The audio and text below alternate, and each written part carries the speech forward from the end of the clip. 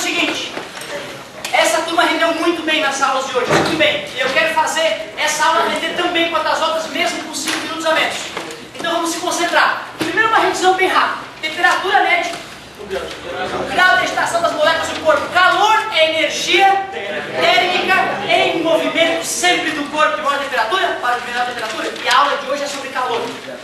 Equilíbrio térmico, a tendência natural dos corpos tem de atingir a mesma temperatura. Energia térmica é a energia relacionada à temperatura. E energia interna é a energia térmica mais outras energias que nós estudaremos, que são energias potenciais. Um detalhezinho que a gente vai dominar mais futuramente. Tem a lei zero, que não vale a pena de repente relembrar, que nós vimos que tem 3 escalas termométricas mais famosas: Celsius, Fahrenheit e Kelvin, a escala Ninja. Quando nós vamos usar essa fórmula, tem que ter muito carinho. Usa-se a fórmula toda para transformar uma temperatura específica de uma escala em outra temperatura específica de outra escala. E se eu for trabalhar com variação de temperatura, é um pouco diferente o raciocínio. Eu uso uma regra de 3. A galera que está na assistência está fera nisso, né? E a gente, na assistência a gente fez isso, mas já revisamos, já dei esse exemplo para vocês também em sala.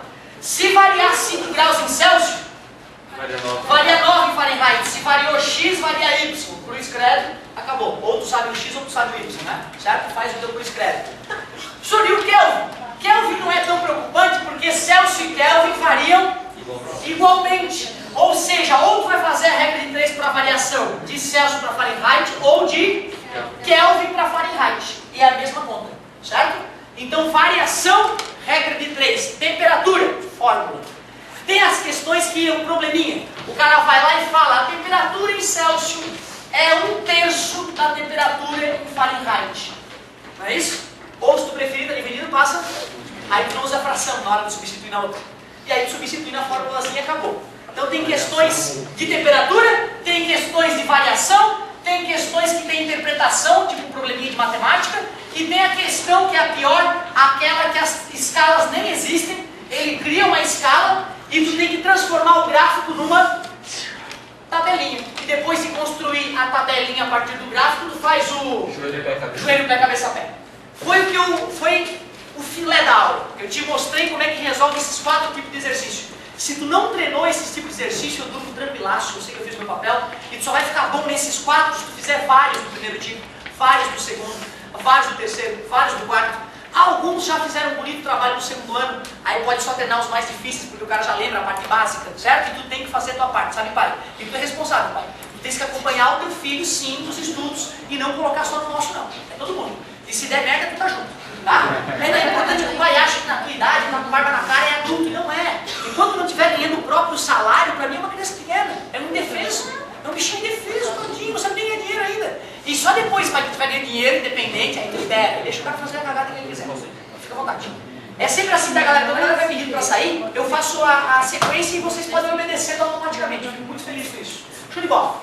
Galerinha, transferência de calor é a parte da aula de hoje. Eu já cheguei a bater papo com vocês sobre condução? Sim. Bati um papinho rápido, né? Foi o finalzinho da aula, certo? É isso aí. Vou começar a partir de condução como se nós não tivéssemos falado nisso ainda.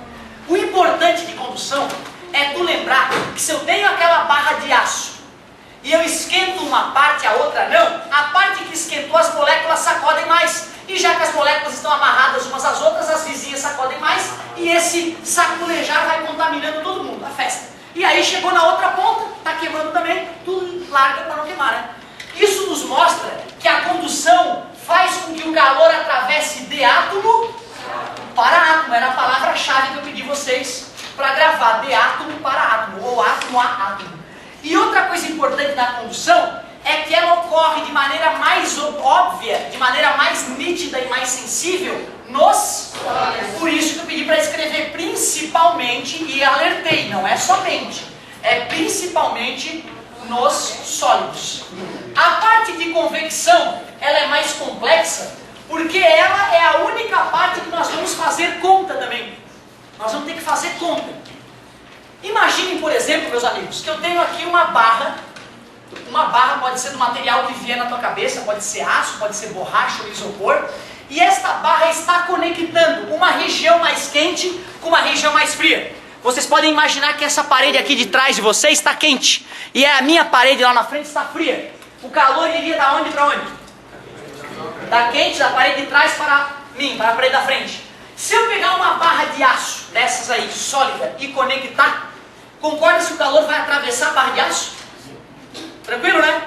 Imagina, vamos supor que essa aqui é a temperatura T1, aquela ali é a temperatura T2, e eu garanto a vocês que a T1 é a de vocês aí atrás. T1 é maior que T2.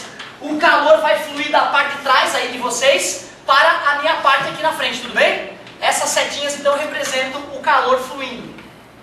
Se eu pudesse medir quantas calorias ou quantos joules, ou seja, a energia que atravessou a barra, e medir quanto tempo demorou para isso ocorrer, eu poderia com tranquilidade medir o fluxo de calor.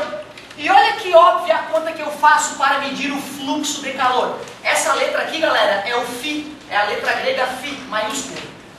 O fluxo de calor é fácil, gente. É só pegar a quantidade de calor, cuidado, hein?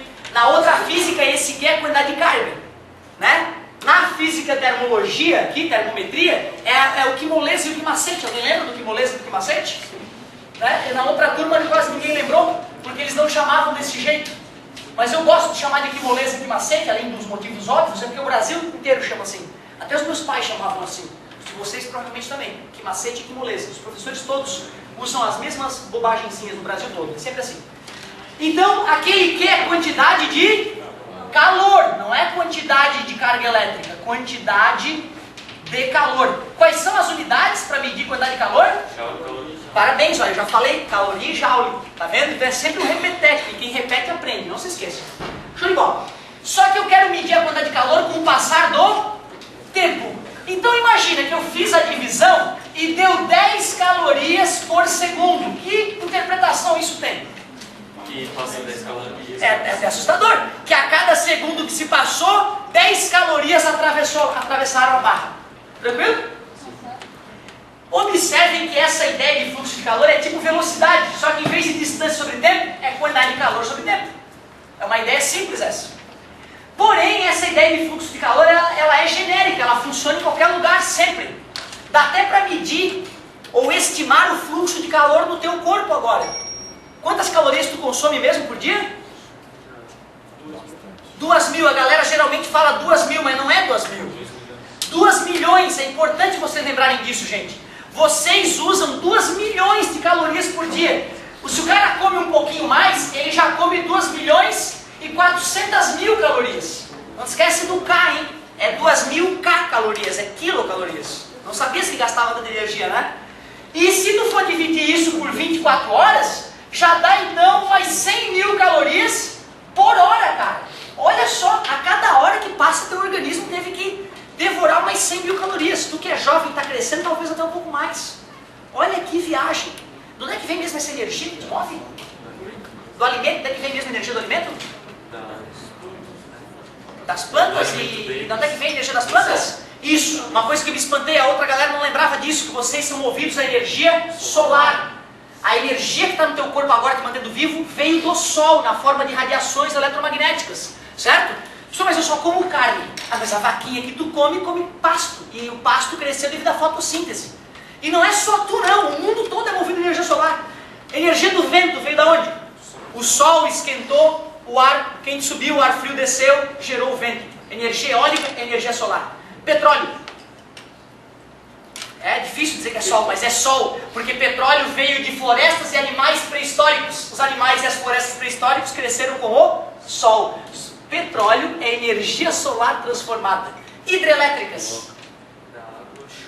Sol, o sol esquenta os mares e rios, a água vai lá para cima e cai e fica represada. A energia que move uma hidrelétrica veio do sol. Caramba, olha que bonito. Talvez os egípcios estivessem certos, o Deus Sol, o Amun-Ra, talvez eles estivessem certos. Eu acho que é das religiões a menos absurda, né? Que o Deus é um sol, não um ser maluco. Mas tudo bem, cara. Galerinha, o negócio é o seguinte, a ideia de fluxo de calor é muito complexa. Não, né? Pegar o calor e dividir pelo tempo para saber quantas calorias ou quantos joules por segundo. Nada demais. O que eu quero te mostrar é como é que a gente calcula a energia que atravessa uma barra através das dimensões, das geometrias da barra. Pode perguntar dele. Esse símbolo é uma barrinha, 2 tracinhos e uma bolinha no meio. É bem isso mesmo. E quem é esse símbolo, galera? O Φ, a letra Φ dos gregos, né? Maiúsculo ou minúsculo? Eu falei que era maiúsculo. Olha só como tem gente que absorve tudo na aula, né? Geralmente é a galera que copia menos, não se esqueça. Pessoal, olha só. Fluxo de calor, então, é algo tranquilinho. Mas eu quero te ensinar como é que se calcula o fluxo de calor na barra, através de algumas grandezas. Por exemplo, a área. Essa areazinha, ela interfere no fluxo de calor que vai atravessar a barra. Esse tamanho, ó, de uma face até a outra, que eu chamo de L, do comprimento em inglês left. Então, esse L, esse comprimento da barra, também interfere. E, claro, o tipo de material do qual a barra é feita. Certo? Eu quero mostrar para vocês como é que se calcula o fluxo de calor conhecendo a geometria da situação. Vamos usar a intuição. Quente, não era? De vocês era quente e a minha era fria. Era isso? Peguei uma barra, conectei as paredes. Tu acha que quanto maior for a área dessa barra, maior ou menor o fluxo de calor que ela pode conduzir? Verdade? Se é uma barra fininha, feita de uma fila indiana de átomos, um átomo ia sacudir o outro da frente, ia sacudir o outro da frente. Ia ser uma transmissão de calor pífia. Agora, se a barra é feita de bilhões de átomos, um do lado do outro, aí os caras saem saculejando todo mundo, né? E nesse ritmo o calor é transmitido em uma velocidade maior. Faz sentido? Visualizou a fila indiana de átomos? Legal? Então, quanto maior a área da seção, maior o fluxo de calor. Parabéns! Então o A vai na parte de cima ou na parte de baixo? Na parte de cima, porque são diretamente dobrou, dobrou, triplicou, triplicou. É assim que o cientista pela primeira vez tenta escrever a fórmula. Depois ele vai fazer a experiência para ver se a ideia dele está certa, né? Certo? Deixa eu ver. Quanto maior for a variação de temperatura, maior ou menor o fluxo de calor? Maior. Se lá tem 1000 graus e aqui tem 1 grau, uma diferença de temperatura enorme, o fluxo é grande. Se lá tem 12 graus e aqui 11, o fluxo de calor é pequeno porque a diferença de temperatura é pequena. Faz sentido? Aonde vai o ΔT? Em cima, porque mais uma vez é diretamente proporcional. A diferença de temperatura é diretamente proporcional ao fluxo de calor. E vem cá, se a barra é maior, grande, comparada com uma barra idêntica, só que menor, qual barra vai transmitir mais calor? A grande ou a pequena? A pequena, porque a pequena mostra que a região quente e a região fria estão próximas uma da outra. A distância que o calor vai fluir é pequena. E se a barra é muito grande, poxa, uma região está muito distante da outra. As faces com diferentes temperaturas não vão sentir a presença uma da outra. E aí o fluxo de calor fica reduzido. Ou seja, quanto maior o comprimento da barra, menor o fluxo de calor e por isso ele vai, lógico, inversamente proporcional. Fechou. Só tem um detalhe. Eu acabei de falar que o material interfere. Então se eu fizer uma barra de aço inox, de ouro, de isopor ou de bosta de vaca, vai fazer diferença. Concorda comigo? Eu sempre uso a bosta de vaca como exemplo de material. Então vai fazer diferença, certo? Nada demais, né? Beleza? Essa característica do material, eu preciso de um número para representar essa característica. E esse número vai ser chamado de coeficiente de condutibilidade térmica. Olha que nome bonito. Coeficiente de condutibilidade térmica. Vamos dar nome aos bois aí, hein? Vamos dar nome. Esse cara aqui era o comprimento. Eu demorei a decorar. Eu só decorei que o L era comprimento quando me falaram que left era L, né? Em inglês, comprimento. Aí eu nunca mais esqueci. Depois, o que é? E não é qualquer área, tá, gente? É a área da seção. Como assim, professor? A área da seção? É quando tu corta o objeto e olha ele onde tu cortou. Então pega lá o pão de forma. Tu corta ele e olha. Geralmente é quadradinho, né? Ou retangular o pão de forma. A área da seção de um pão de forma. Nada demais. Pegou a laranja, que é uma esfera. Cortou. Que área é aquela? A área de que figura geométrica? Da seção de uma laranja. Uma circunferência, né? Certo? Um círculo, tudo bem? Esse cara aqui, o que é mesmo? Cuidado, é isso mesmo. O ΔTzinho é variação de tempo. Ó. Olha o perigo da matéria. Variação de tempo, o Tzinho. E o Tzão é variação de temperatura. Bem sutil isso, hein?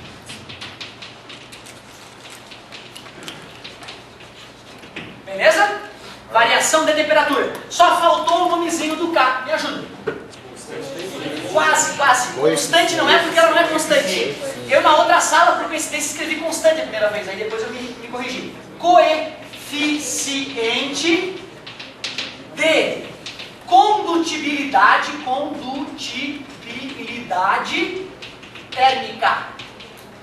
térmica.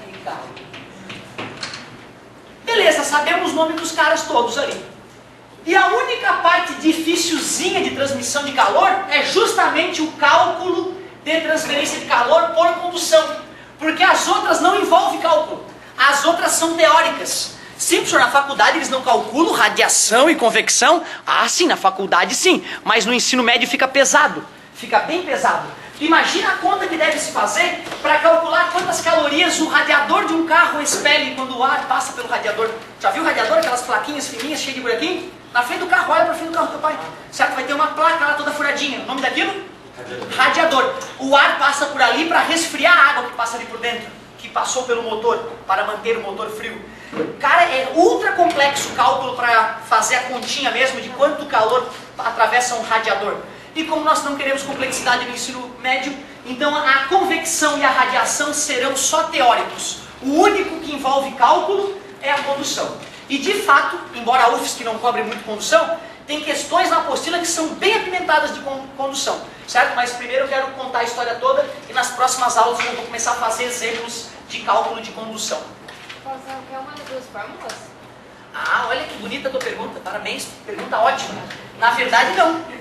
Na verdade, cada questão vai ter uma fórmula, certo?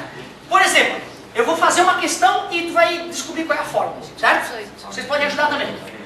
Uma barra tem comprimento, qual é a fórmula? Essa aí. Tá entendendo? Ou seja, o aluno, quando ele pergunta apavorado, qual fórmula que eu uso? É que ele não está calmo. É que ele não está calmo. Se ele respirar fundo.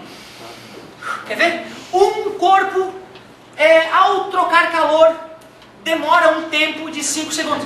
Daquela ali, é o único que tem tempo, tá vendo? Ou seja, é uma pergunta que o aluno que está acordado e calmo, ele jamais se confunde qual fórmula ele vai usar. Porque se ele respirar, olhar para a fórmula e olhar para o enunciado, a resposta está dada. Beleza? As questões que falam em quantidade de calor e tempo, variação de tempo, tu vai calcular o fluxo de calor por ali. As questões que falarem variação de temperatura, área e comprimento e ainda fornecer um coeficiente de quantidade térmica, essas é que tu pode usar essa fórmula. Tá vendo? Então não tem que ter, não fica nervoso nessa área, porque isso só atrapalha. Fica tranquilo, lê a questão de novo, olha para o formulário, que a questão vai te contar qual fórmula tu vai usar, sem dúvida. Qual que é a unidade de medida? Bonito. Essa aqui, galerinha, qual é a unidade de medida? Isso, eu usei o exemplo de 10 calorias por segundo, né? Mas pode ser em joule também por segundo. E joule por segundo, garoto, adorei tua pergunta, é watt. Então tu pode chamar de watt também, certo? Joule por segundo. Mas é mais comum, eu vou te dizer, em calorias por segundo, eu diria. Certo? E essa aqui também, tá? Essa aqui, a resposta final é na mesma unidade. Calorias por segundo ou joules por segundo. Tem como dividir a outra coisa aí pra gente descobrir, por exemplo, a variação do tempo? Sim. A primeira questão que eu falei foi fornecendo isso e isso, né? Mas já criei uma. Um alienígena cospe jatos de energia com fluxo de calor de 660 calorias por segundo. Considerando que a energia total expelida pelo alien foi de tantas calorias, calcule quanto tempo o alien ficou espirrando a energia. Gostaste do alien, né? Então tu vê, galera, tu sempre pode, e essa criatividade é importante vir de ti. Quando tu olhar uma fórmula, tu já pode criar uma questão bem mirabolante para descobrir uma letrinha. Então olha só, um material desconhecido caído do espaço com meteorito, meteorito, lembra? Aí ele fala, tal fluxo de calor o metal teve, a área do objeto, a diferença de temperatura, o tamanho do objeto, calcule o coeficiente de condutibilidade térmica do material alienígena. Tá vendo? Então na fórmula, eu posso ou não posso te fornecer tudo e te pedir esse? Será que eu posso pedir esse? E esse aqui? Claro, né, gente? É só ter criatividade, tudo. Então sempre que eu te der uma fórmula, tu já tem que te preparar quais perguntas podem ser feitas. Quantas perguntas diferentes nessa? 3. Ou eu peço o fluxo, ou o tempo, ou quantidade de calor. Quantas? 1, 2, 3, 4, 5. Tem no mínimo 5 classes de perguntas para essa aqui. Tu concorda comigo? E aí também não adianta tu te apavorar, meu Deus, vou ter que treinar em 5. Nah, depois tu treinou 2, alguns tipos de problema, o que vier tu vai interpretar e vai isolar a letrinha que precisa. Tá multiplicando? Tá dividindo?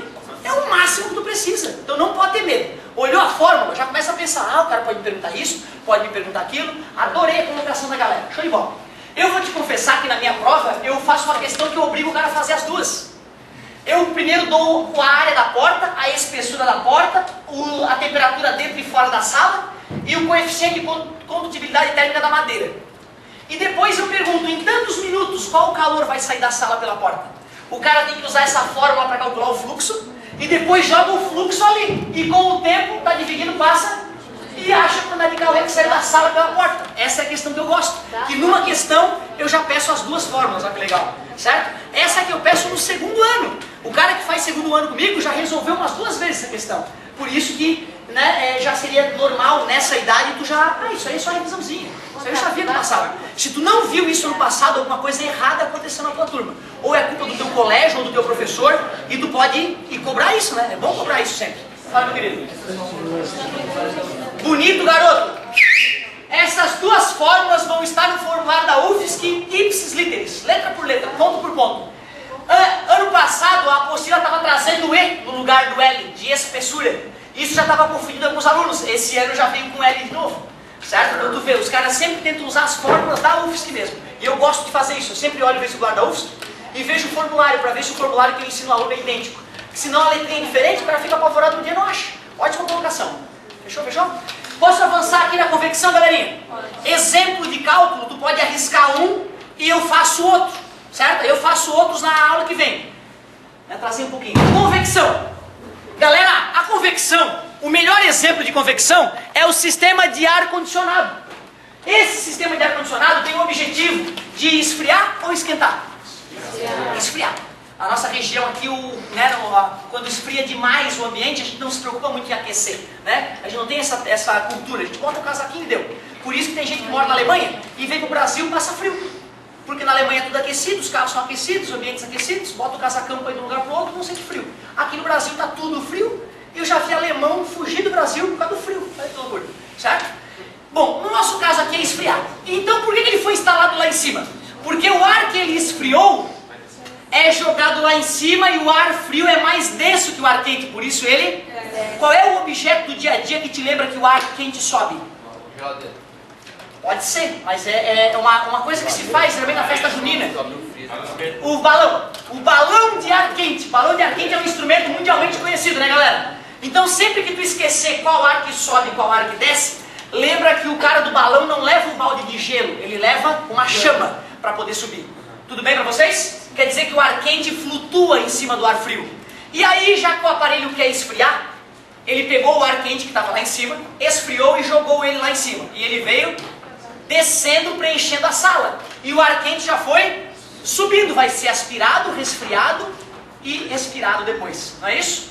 E assim funciona. Se eu quisesse aquecer a sala, onde é que eu colocaria o aparelho? Lógico, porque aí o ar quente viria por baixo e flutuaria em cima do ar frio. O ar frio que desceu seria recolhido pelo aparelho, aquecido e reenviado para o ambiente. Tudo tranquilo? E se eu quiser que esfrie e que esquente? Para não perder nenhuma nem outra, bota no meio. Vai satisfazer um e outro, certo? O que tu não pode é querer esfriar o teu apartamento e botar o condicionador de ar no chão. Aí o engenheiro realmente não merecia o diploma, certo? Eu já passei por isso. Uma vez eu fazia italiano de graça tem injeção na testa, né? Ali no centro, isso tem direto, tá, cara? Fica ligado, tá cheio de curso de línguas grátis. O cara pode virar poliglota no Brasil sem gastar um puto. Porque as embaixadas dos países europeus se interessam em financiar cursos aqui, para estimular que pessoas gabaritadas vão trabalhar na Europa depois. Então, por exemplo, o curso italiano, a embaixada italiana pagava. Beleza, italiano de graça, cheguei lá, primeiro dia de aula, a sala entupida, óbvio, né? Outros brasileiros lá comigo, querendo ganhar alguma coisinha de graça. E aquele calor federal. E um ar-condicionado no chão. Amigo, meia hora de aula, a vontade era tirar a roupa e deitar no chão. Porque ficava aquele colchão de ar geladinho e gostosinho nos pés do cara, e daqui pra cima a galera fritando. Não aguentei 2 semanas, fugi do italiano.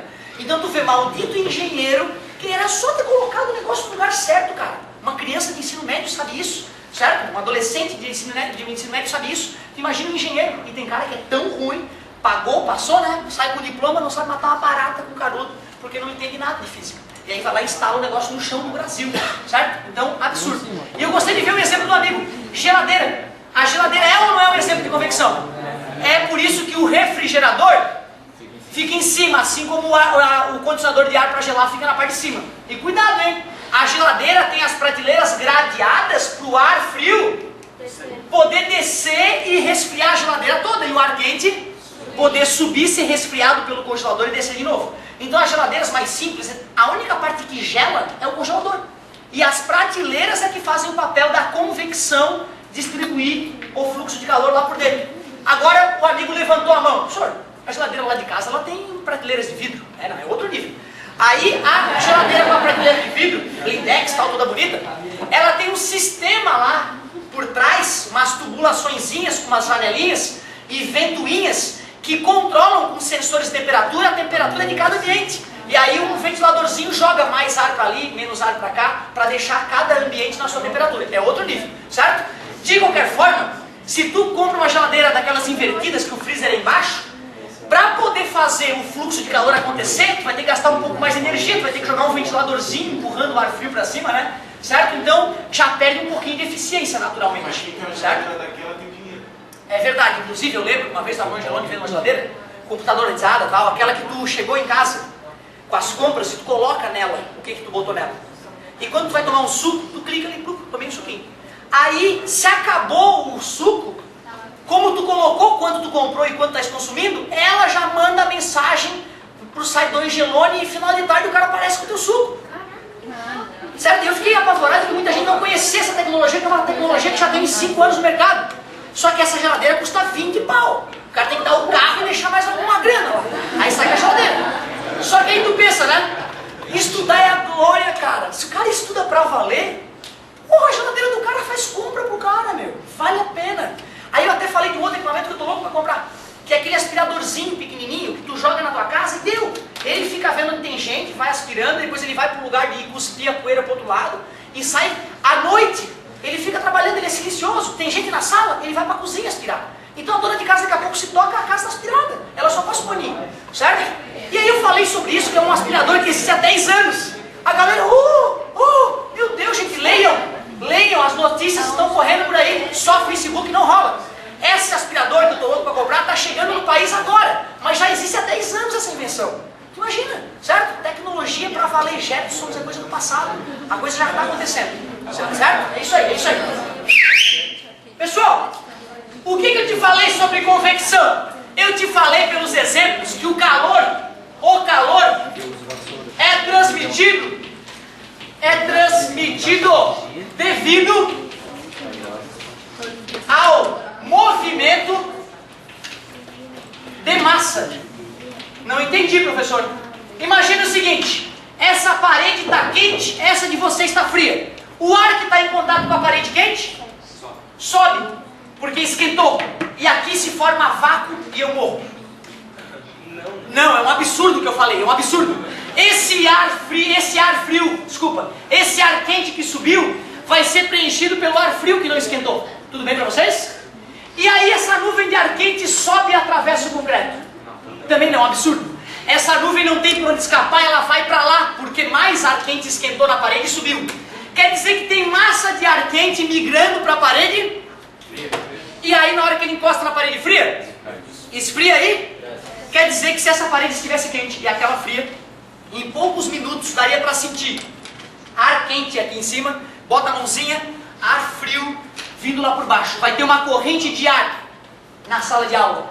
Essa corrente de ar é chamada de corrente de convecção, certo? Tem tudo a ver com clima também, né? Tem tudo a ver com clima. Então, ó, o calor é transmitido devido ao movimento de massa. Tem que ter matéria se deslocando de um lugar para o outro por o calor fluir. E onde é que ocorre a convecção? Ocorre somente nos materiais que podem fluir. Quem são os materiais que podem fluir? Gases. Isso, os fluidos. Os fluidos. Eu nunca consegui falar a sílaba tônica de fluidos adequadamente. Então, fluidos, pronto. Quem são os fluidos? Gases e líquidos. Ou seja, dentro do concreto pode ter convecção? Não, porque é sólido. Só onde pode se mexer. Já viu se a água fervendo na panela? Aquilo ali é convecção. Um exemplo de convecção mais legal são as brisas. A galera do surf curte essa parte, ó. As brisas, dá uma olhada. Imagina aqui, ó. O cara tá lá, aqui é o marzinho, vou fazer o peixinho ali, certo? Aqui é o sol, ó, que beleza. As aves, os pássaros, um belo dia. E durante o dia, onde é que esquenta pra valer? Areia, queima o pezinho, vai na água. Ah, que ali. É ou não é? E o ar quente fica onde então? Em cima da areia. Se a areia que tá quente, né, cara? E o ar quente sobe e as pessoas na praia morrem sem ar. Um absurdo. O ar frio que não esquentou em cima da água escoa para cima daquela região que ficou com baixa pressão em função do ar ter subido. Por isso que o vento durante o dia na praia, considerando que seja um dia calmo, a brisa durante o dia na praia é sempre do mar para a areia. É o maral, né? O surfista costuma se dirigir, o maral. Porém, lá vem a noite, a lua, os peixinhos já estão dormindo, e aí, aonde é que está a região quente? A água demorou a esquentar durante o dia, mas vai demorar a esfriar. Por isso que o banho no final de tarde é o especial, porque o ar já ficou geladinho, mas a água está quentinha. A entrada na água é perfeita, a saída é um pouco dolorosa, certo? Agora vem cá, já que o ar quente está em cima do mar, esse ar sobe, e como não vai formar vácuo em cima do ar, o ar frio que estava em cima da terra vem escoar para cá, preenchendo essa região. Por isso que a brisa durante a noite é terral, da terra para o mar. Beleza? Tranquilinho essa noção de brisa, né? Aí o cara tá lá na praia, é dia e o vento não vem do mar para a praia. Ele pensa, pô, o narigudo do Otávio é um mentiroso. Não, menino. É uma ilha. Tem vento vindo de todo lugar. Alguma convecção vai se sobrepujar a outra. E aí é óbvio que a geografia do local também interfere. Beleza? Olha, convecção é isso, filé. Transmitido devido ao movimento de massa, só pode em fluidos. E as geladeiras, sistema de condicionador de ar são exemplos bons. Para a próxima aula eu vou falar de radiação ou irradiação.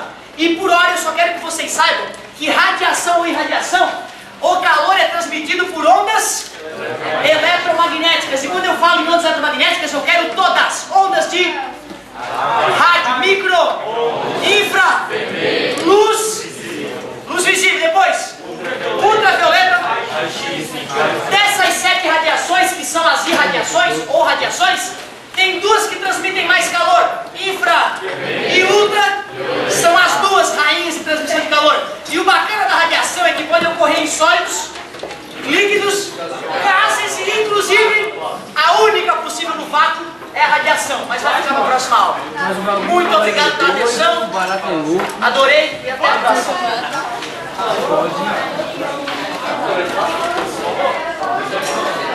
Valeu, galerinha. Ai meu Deus, a tarefa. Tens obrigação de fazer pelo menos, no mínimo do mínimo, 5 questões de cada física. Procura fazer relacionada à aula. Ai meu Deus, uma coisa que eu nunca vi. Pula e traz pra gente, beleza? Pai, essa é contigo também, hein, pai? Dá uma conferida nesses 15 exercícios mínimos. Valeu!